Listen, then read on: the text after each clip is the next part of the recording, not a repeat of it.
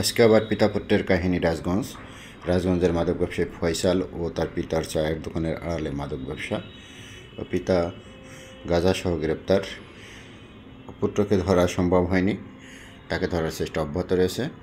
সকলে সহযোগিতা করবেন। শোনেন কি হয় পিটার বউ কই? পিটার বউ বাদল ভাই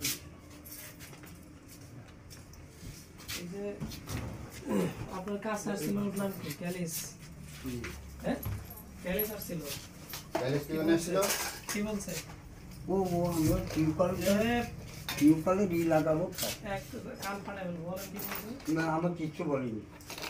আমি ওই টিউবকলটা লাগাবো, ওইদিকে কি ওই দেখাইছে? একটা মোটর লাগাবো। ওইদিকে কি দেখাইছে? কোন দিক? আমি তো কিছু জানি না। এই ওর দোকানে খেয়াল রাখতে না